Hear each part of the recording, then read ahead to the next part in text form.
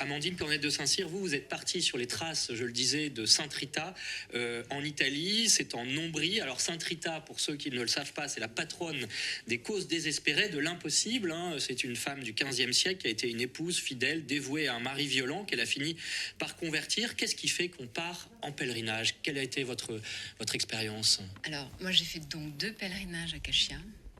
Un premier à l'âge de 26 ans. C'était parce que j'étais dans un grand mal-être à cette époque-là, et je ne trouvais pas de sens à ma vie, alors qu'elle était quand même organisée, puisque j'étais mariée, j'étais maman, j'étais étudiante, et donc tout était, sur les rails, on va dire. Mais au plus profond de moi, je me sentais vraiment perdue, et je ne voyais pas comment j'allais continuer mon existence sans lui donner un sens plus profond. Et je crois que Dieu, de me remettre sur un plan vertical, d'être dans la verticalité, m'a sauvée d'une horizontalité simple et finalement dénuée de sens.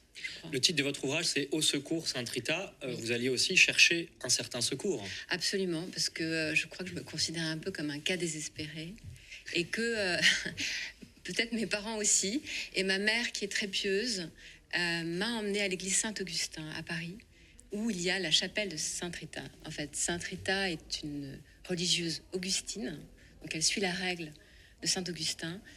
Et là-bas, j'ai fait ma première rencontre avec Sainte Rita, et je lui ai demandé de m'aider à trouver ma voie. Voilà, vous nous raconterez. C'est à la suite de ça que je suis allée un peu plus loin et que j'ai fait ce pèlerinage à Kashia, en Ombrie.